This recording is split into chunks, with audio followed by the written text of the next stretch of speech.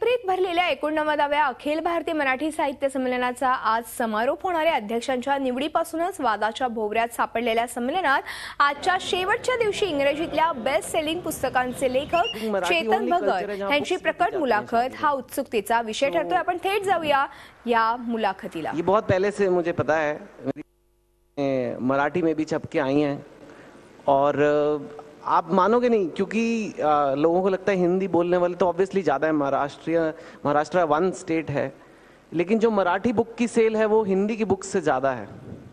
So you know, बड़े interesting facts हैं ये जो मुझे दिखने को मिलते हैं। एक्चुअली मैं तो लेखक हूँ, अब मेरी कोई नौकरी तो है नहीं, ना ही मेरा कोई ऑफिस है।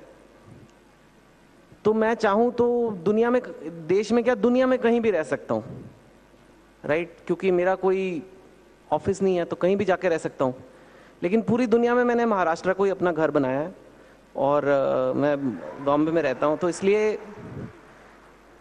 इस कल्चर से, इस बिकॉज बुक्स का इतना महत्व है, बिकॉज ये मेरा भी अब होम स्टेट है। पता नहीं कितने साल में डोमिसाइल मिलता है, शायद मिलने वाला होगा। अभी आधार कार्ड बना लिया मैंने, थोड़ी मुश्किल से बना लेकिन बन गया। तो इसलिए मैं तो जुड़ा हुआ हूँ ही। और बहुत अच्छा लगता है कि बुक्स, किताबों के फेस्टिवल में लोग आए। मैं ऑफ कोर्स सर से बातें करूँगा, लेकिन मैंने कहा उससे पहले थोड़ी बहुत बातें आप लोगों को कह दूँ। हालांकि आप लोग सब पहले से ही बुक लवर्स हो गए, लेकिन एक चीज़ की मुझे चिंता ज़रूर होती है, सिर्फ मेरे बिजनेस के लिए नहीं, मेरी अपनी किताबों के लिए नहीं, कि जो आज की युवा पीढ़ी है वो उसके बहुत ज़्यादा डिस्ट्रैक्शन है। और मैं इसलिए कह सकता हूँ क्योंकि मेरे भी अब बेटे हैं, मेरे 11 साल के बेटे हैं, जिन्हें स्मार्टफोन्स और कंप्यूटर मुझसे बेटर आते हैं। और अभी वो छोटे हैं और ऑलरेडी वो इतने डिस्ट्रैक्टेड रहते हैं, कभी टीवी स्क्रीन पे, कभी टैबलेट स्क्रीन पे, कभी कंप्यूटर स्क्रीन पे, कभी स्मार्टफोन स्क्रीन पे। और मेरी वाइफ बस उनसे वो छीनती रहती है सारा टाइम।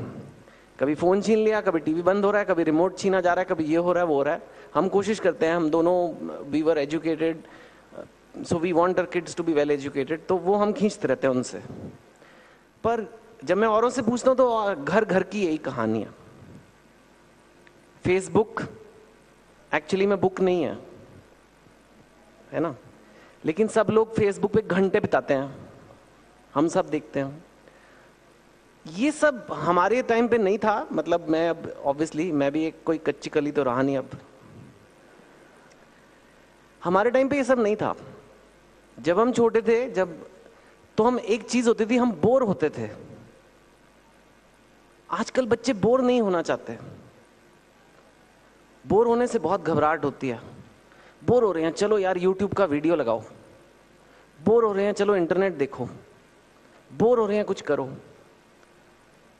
मैं आपको एक बात बताऊं, बोर होना बहुत जरूरी है लाइफ में, क्योंकि जब आपका माइंड बोर होता है ना, तब आपका माइंड क्रिएटिव होता है। जब हम छोटे थे तो कोई अब आपको विश्वास भी नहीं होगा, लेकिन फ्रंट रो में या जो यहाँ पे ओल्डर लोग बैठे उन्हें याद होगा, एक जमाना था जब इंडिया में सिर्फ एक टीवी चैनल होता था। अभी भी है वो, दूरदर्शन। 5 बजे चालू होता था, 2-3 घंटे कृषि दर्शन आता था उस पे। एक हफ्ते में एक दिन चित्रहार आता था, 20 मिनट के बॉलीवुड के गाने आते थे, और संडे को एक पिक्चर आती थी। उसके अलावा कुछ खास था नहीं डिस्ट्रैक्शन। तो हम बोर होते थे। हम शाम को पार्क में जाते थे तो कभी चलो फूल इकट्ठे करते हैं, चलो पत्थर इकट्ठे करते हैं, चलो पिट्ठू खेलते हैं, चलो ये सब करते हैं। और उसके चलते एक इमेजिनेशन होती है, वो सब करना बहुत जरूरी होता है। अरे वो देखो चिड़िया, अरे वो देखो एक मेंढक है। आजकल के बच्चे वो सब नहीं कहते। आजकल कहते अरे ये देखो ये नया ऐप आया है, ओ ये नई वीडियो गेम आई है। वो भूल गए मछली कैसे दिखती है, नेचुरल उन्होंने मछली देखी नहीं। उन्होंने बर्ड्स, सिर्फ एंग्री बर्ड्स देखी हैं। तो कहीं ना कहीं तो इसका इफेक्ट हो रहा होगा ना। और अनफॉर्चुनेट बात यह है कि ये एकदम जल्दी से हुआ है, लास्ट 10 सालों में हुआ है। 10-12 साल से पहले ना फेसबुक था, ना ट्विटर था, ना फोन थे ऐसे। और ये बहुत अच्छी टेक्नोलॉजी है और ये टेक्नोलॉजी रुकनी नहीं चाहिए क्योंकि इससे बहुत फायदे भी होते हैं। लेकिन कहीं ना कहीं जो मानव जाति है, जो ह्यूमैनिटी है, उसको समझ नहीं है अभी भी कि इसको कितना हैंडल करना है। बड़े बड़े लोग घबरा जाते हैं, 30-40 साल के लोग भी फोन पे ज्यादा कंट्रोल नहीं कर पाते। तो बच्चों पे कितना कितना मुश्किल है। कौन बताएगा कि बच्चों को कितना करना चाहिए? आधा घंटा करना चाहिए, 2 घंटे करना चाहिए, 6 घंटे करना चाहिए? कौन बताएगा? तो जो ये एक सिचुएशन है, इससे डील करना बहुत जरूरी है। जब हम छोटे थे, हम जब बोर होते थे, हम बुक्स पढ़ते थे, और वो बुक्स पढ़ने में जो आपकी पर्सनालिटी डेवलप होती है वो किसी और चीज से नहीं होती। इंग्लिश में कहते हैं he is a very well read person. कहते हैं ना वेल रेड पर्सन, कहते कि नहीं कहते? Yes, he is very well read person. कभी ये कहते हैं he is very well TV watched person. ये कहते हैं हाँ इन्होंने सर बहुत किताबें पढ़ी हैं, इन्होंने 100-200 किताबें पढ़ी हैं। अच्छा। कभी ये कहते हैं सर इन्होंने कोई टीवी सीरियल नहीं छोड़ा, कमाल के आदमी है, इन्होंने सारे चैनल देखे हैं। नहीं कहते। क्यों नहीं कहते? क्योंकि जब आप बुक पढ़ते हो तो आपके माइंड में आपकी इमेजिनेशन काम करती है। अगर आपने एक बुक पढ़ी और उसमें लिखा है कि एक महिला लगभग 30 साल की लाल रंग की साड़ी पहन के चाकू लेके कमरे में अंदर आई, सपोज करो एक लाइन है। अभी मैंने आपको ये लाइन बोली, आपके माइंड ने इमेजिन किया। अगर मैं यही आपको वीडियो में दिखा देता तो आपके सामने आ जाती वो लड़की, तो आपके माइंड को तो काम नहीं करना पड़ा, आपके माइंड ने बस देखा। तो ये फर्क है बुक्स में और बाकी तरह के कंटेंट में। जो स्क्रीन पे आता है और जो बुक्स में आता है वो अलग है। तो अगर आपको बचपन से ही आदत नहीं अपने माइंड को क्रिएटिव रखने की, इमेजिनेटिव रखने की, आपकी पर्सनालिटी वो कभी बन ही नहीं सकती है, क्योंकि आपके माइंड ने उस तरीके से सोचा ही नहीं है। आपके माइंड को जो परोस दिया गया है वो देख लेता है, लेकिन खुद से नहीं कल्पना कर सकता। तो वो बहुत एक बड़ा फैक्टर है। इसके लिए बुक्स पढ़ना बहुत जरूरी है। ठीक है, चाहे स्लो पढ़ो, चाहे तेज पढ़ो, चाहे आसान बुक पढ़ो, चाहे मुश्किल बुक पढ़ो। इसमें कोई इलिटिज्म, कोई स्नॉबरी, ये सब रखने की जरूरत नहीं है। लेकिन अपने बिस्तर के साइड पे एक बुक हमेशा होनी चाहिए आपकी, चाहे आप वो 4 दिन में पढ़ लो, चाहे 1 महीने में पढ़ो, लेकिन बुक्स जरूर पढ़नी है। पहला रीजन मैंने आपको बताया, कल्पना, द क्रिएटिविटी। उसके बिना से ये सिर्फ कला के क्षेत्र में नहीं है, आप अपना बिजनेस भी करोगे, अगर आपके माइंड में आइडियाज नहीं आएंगे, अगर आपके माइंड में समझ नहीं आएगा कि यार ये प्रॉब्लम आई है, इसको मैं कैसे सॉल्व करूं, आपका माइंड उत्तर ही नहीं दे सकता, तो फिर आप कैसे आगे बढ़ोगे लाइफ में? तो इसलिए पढ़ना जरूरी है। दूसरा रीजन मैं आपको देता हूं, जब आप किताब पढ़ते हैं तो धीरे धीरे आपका माइंड उस किताब के अंदर घुस जाता है, आसपास के डिस्ट्रैक्शंस नहीं होते। जब आप स्क्रीन पे होते हो तो आप स्क्रीन भी चल रही है, फोन बज रहा है, घंटी बज रही है, सब आपका माइंड 4-5 जगह पे है, कंसंट्रेशन नहीं बन पाता है। टीवी पे ऐड आ रही है, कभी कुछ हो रहा है। लेकिन जो बुक आप पढ़ते हो उससे आपका कंसंट्रेशन भी बढ़ता है। और जिस आदमी का कंसंट्रेशन नहीं है, जिस लड़की का ध्यान ज्यादा देर तक एक चीज पे नहीं टिकता है, ही और she will not be good student. वो हो ही नहीं सकता। जो आपको एक साधना की तरह, एक लगन, जो किसी भी फील्ड में, राइटिंग नहीं, कोई भी फील्ड में आपको लगन डालनी पड़ती है। किसी भी एक्सपर्ट से आप पूछ लो कि सर आप लाइफ में आगे कैसे बढ़े, बोलेगा मैंने साधना की थी, मैंने ये लगन डाली थी, मैंने ये साल ये किया था, ये सालों से मैं लगा हूं। अगर आपके अंदर वो क्षमता ही नहीं है करने की, तो फिर आप कैसे करोगे? सो क्रिएटिविटी और लगन, ये दोनों चीजें आपको बुक सिखाती हैं। और क्योंकि ये लिटरेरी फेस्टिवल है और क्योंकि मेरे को ये स्टेज मिला है, मेरे लिए बताना आप सबको जरूरी है। मैं खुद ट्विटर पे हूँ, मेरा खुद फेसबुक पे पेज है, काफी आप लोगों ने लाइक भी किया हुआ है, लेकिन वो काफी नहीं है। वो मत सोचना कि ये कर लिया तो मैंने लाइफ में कुछ बन जाऊंगा। वो सब डिस्ट्रैक्शन, आधा पौना घंटा डिस्ट्रैक्शन सबको चाहिए। मन बहलाने में कोई बुरी बात नहीं है, लेकिन अगर आपका मन सिर्फ बहलाता ही रहता है तो फिर कुछ होने नहीं वाला लाइफ में।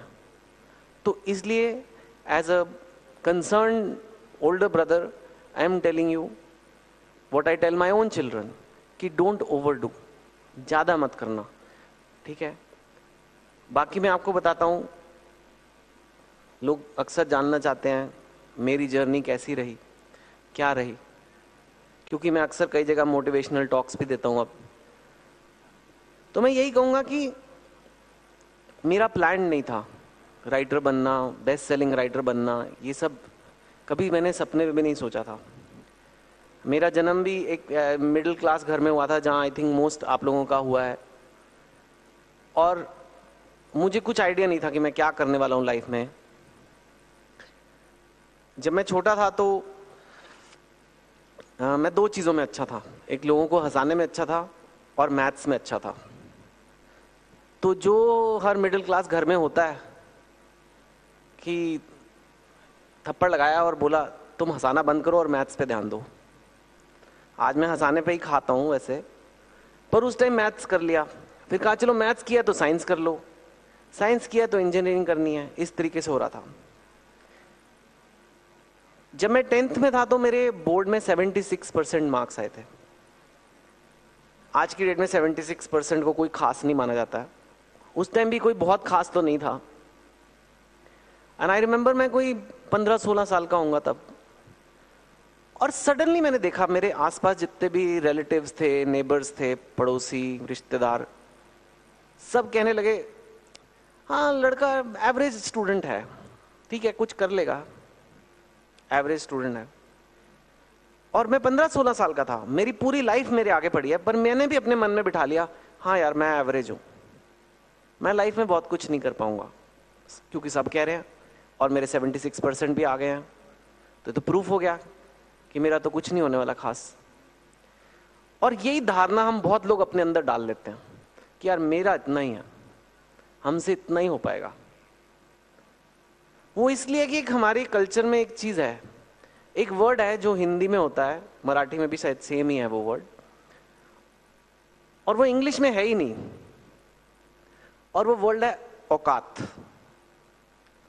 इंडिया में बहुत यूज करते हैं हम वर्ड, औकात में रहो। इंग्लिश में औकात का क्या है नहीं कुछ।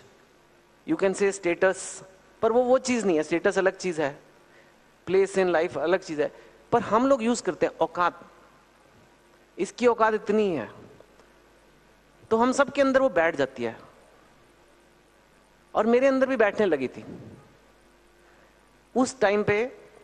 अब अगेन आपकी जनरेशन को ये पता भी नहीं होगा कि एक चीज होती थी एसटीडी बूथ, याद है एसटीडी बूथ कुछ लोगों को? हाँ, सफेद बाल वालों को याद है। एसटीडी बूथ बड़ी कमाल की चीज थी उस टाइम पे। जो आजकल आपका 3G 4G डेटा है, वो उस टाइम एसटीडी बूथ था। जाओ फोन, आप मानोगे नहीं, पर अगर आपको पूना से मुंबई फोन करना है तो आप ऐसे फोन नहीं कर सकते थे, लाइन में लग के एसटीडी में, वो रात को सस्ता होता था, ये सब होता था। तो मेरे को लगा कि मेरा सपना है कि मेरा अपना एसटीडी बूथ हो,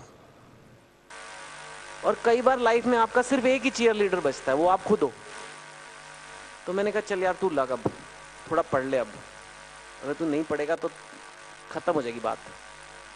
तो फिर मैंने इंजीनियरिंग की एंट्रेंस की तैयारी शुरू करी, और फिर मेरा IIT में हुआ। उसके बाद लोगों ने कहा हाँ वैसे लड़के में कुछ तो था। मैं कहा यार तब नहीं कहा अंकल, नहीं बेटे कुछ था तुम में वैसे, हाँ सही बात है। और फिर वहां से फिर मैंने और पढ़ाई करी, और फिर मेरी बैंक में जॉब भी लगी। लेकिन तब तक मैं सीख गया था कि दुनिया अपनी जगह है, तुम अपनी जगह हो। दुनिया के साथ रिश्ता बनाए रखना जरूरी है, लेकिन लोगों को नहीं पता होता कि आप क्या हो, आपकी क्या पोटेंशियल है, आपकी कितनी मेहनत करने की ताकत है, कितनी आप में सहन शक्ति है फेलियर को बर्दाश्त करने की, डिसअपॉइंटमेंट को बर्दाश्त करने की। किसी को क्या पता, क्या पता? मैं जान सकता हूँ कि आपके अंदर कितनी है दम, और ना आप जान सकते हो। तो मैंने कहा यार ये खुद ही करना है। तो मैंने कहा ठीक है। धीरे धीरे मैं अपने सपनों में विश्वास करने लगा, और फिर मैंने कहा चल यार एक ही जिंदगी है, और कोई सपना ट्राई करते हैं। लोगों ने कहा तब, अरे ठीक है यार, तुम बैंक में लगे हुए हो, अच्छा खासा तुम्हारी जॉब चल रही है अब्रॉड में, तुम लगे हुए हो, क्या कर रहे हो ये? मैं कहा नहीं यार, एक ही लाइफ है, कुछ और सपने देखें, पूरे करने की कोशिश करते हैं। तो फिर मैंने लिखना शुरू किया।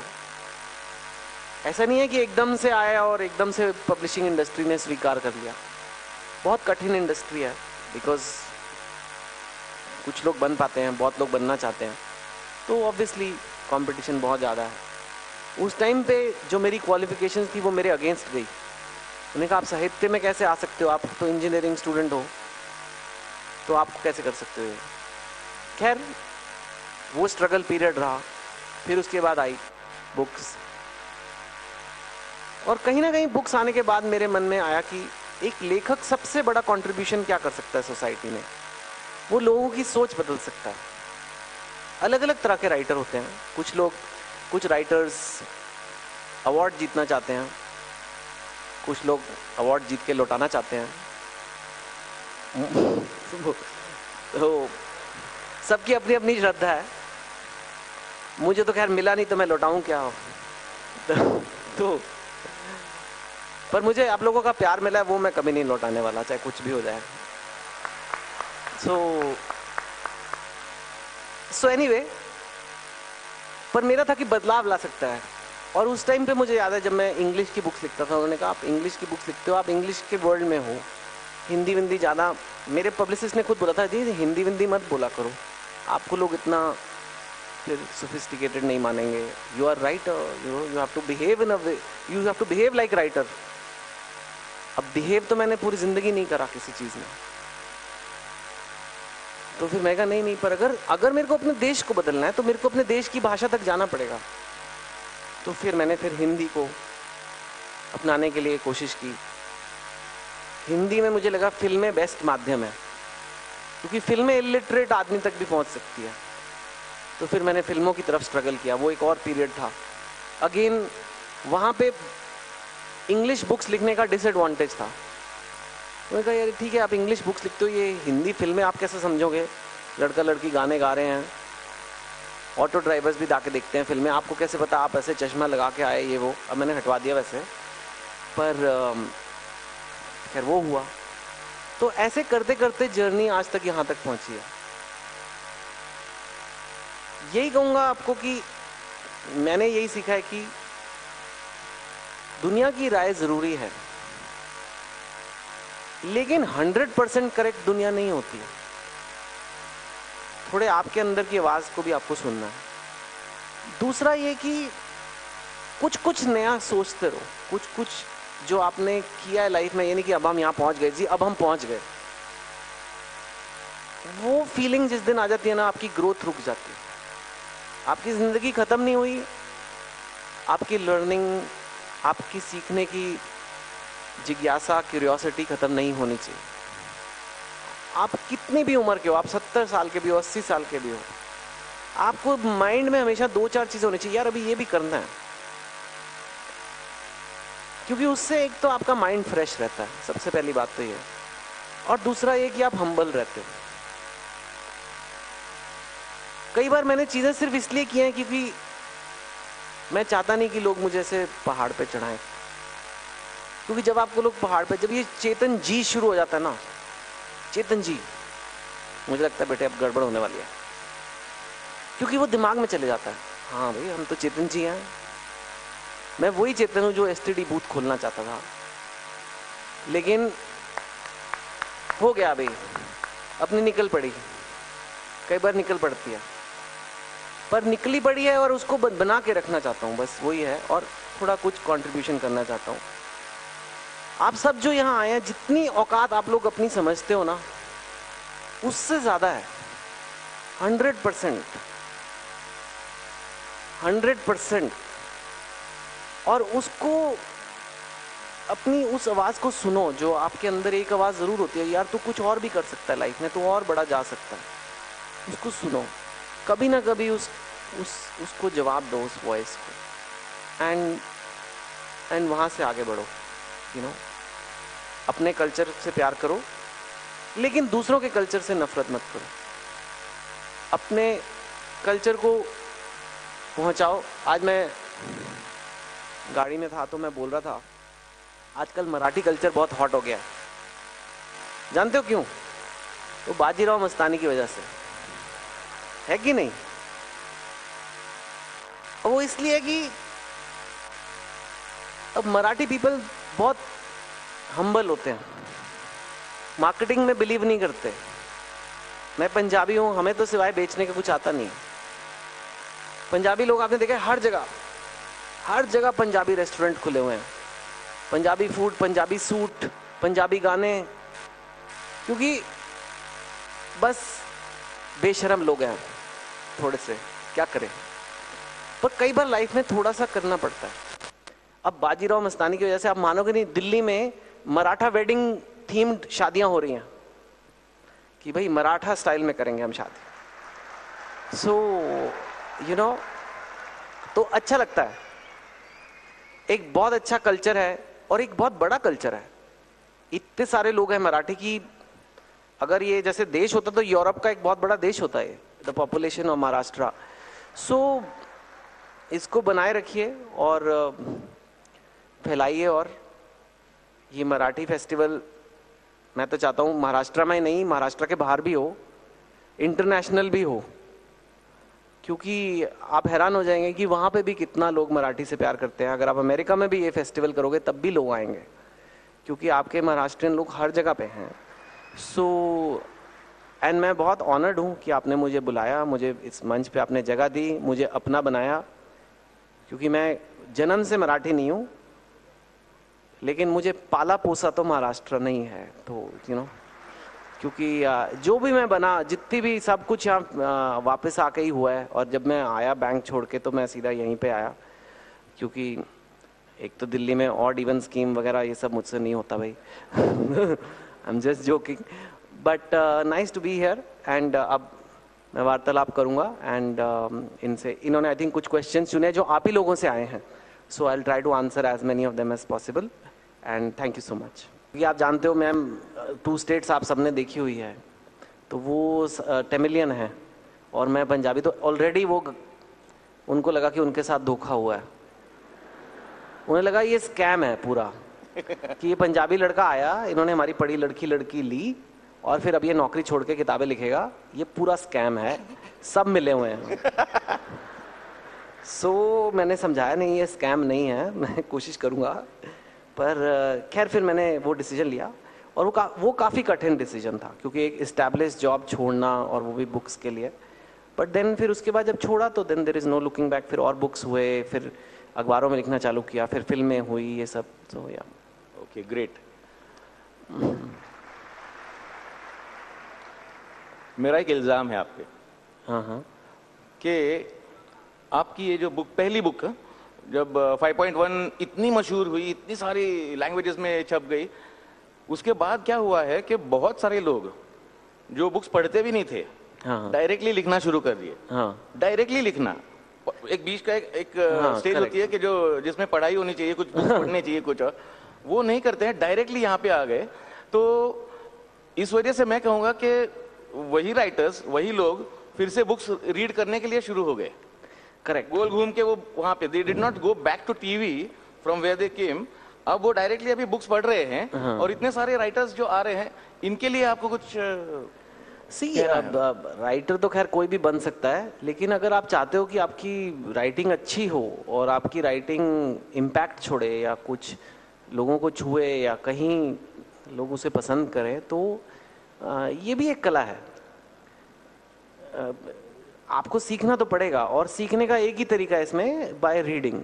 और मैं खुद हैरान हूं कि जो मेरी सबसे सिंपलेस्ट कहानियां हैं, जो सबसे मेरे क्लोज टू माय हार्ट हैं, वो सबसे ज़्यादा लोग उन बुक्स की बात करते हैं। 2 स्टेट्स 5.7। जब मैं 2 स्टेट्स लिख रहा था, मेरी वाइफ ने मुझे खुद कहा था क्या लिख रहे हो, ये क्या, ये तो हमारी शादी हुई थी, इसमें किसको क्या इंटरेस्ट है, ये तो दुनिया में इतनी शादियां हो रही हैं। पर वो 2 स्टेट्स ही एक स्टोरी जिसकी इतनी बातें करते हैं। So you right for your self. ये अगर आप सोचने लग जाओगे ये पसंद आएगा, ये नहीं आएगा, ये मेरे को भी होता है कई बार, मेरे ऊपर प्रेशर आ जाता है, अरे यार करोड़ों लोग पढ़ने वाले हैं, अगली कहानी ऐसे लिखता हूँ, ये चलेगी। जिस दिन वह वो सोचना शुरू कर दिया, वो मज़ा चला जाता है। ये चलेगी तो इसलिए ऐसे लिखेंगे, वो फॉर्मूला हो जाता है। तो वो फॉर्मूला वाला सिस्टम नहीं करना। मैं बस ये देखता हूँ हर नई बुक जो मैं लिख रहा हूँ इसमें ऐसा क्या है जो मेरा मन कर रहा है लिखने का। जैसे अब मेरी जो नेक्स्ट बुक अब मैं लिख रहा हूँ उसमें मेरे को बहुत लोगों ने ये बोला, मेरे बहुत सारे फीमेल रीडर्स हैं, तो मैं एक लड़की की आवाज़ में लिख रहा हूँ, तो वो मेरे लिए बहुत मुश्किल है क्योंकि लड़की के डायलॉग पकड़ना इजी है, जो लड़कियां जैसे बात करती है, लेकिन जो लड़कियों के दिमाग में है वो लड़के को कैसे पता लगे? इसको पता चला है वो वैसे, वो लड़कियों को भी नहीं पता ठीक से। कि मेरे मन में क्या है। अब मैं कोशिश कर रहा हूँ कि एक लड़की के माइंड में जाके और लड़की के माइंड में क्या चल रहा है वो लिखूं, तो वो मुझे अच्छा लग रहा है। अब वो लोगों को पसंद आए बहुत अच्छा होगा, उसको कोई अवार्ड दे दे बहुत अच्छा होगा, लेकिन मैं ये सोच के नहीं लिख सकता। अगर मैं वो सोचने लग जाऊं तो शायद मुझे सीक्वल लिखने चाहिए, शायद सेकंड पार्ट ऑफ 5.7 लिख दो, ये वो, पर उसमें मजा नहीं है। जो आप अपने लिए लिखते हो वो बेस्ट स्टोरीज बनती हैं। झी 24 तास रहा एक पाऊल पुढे।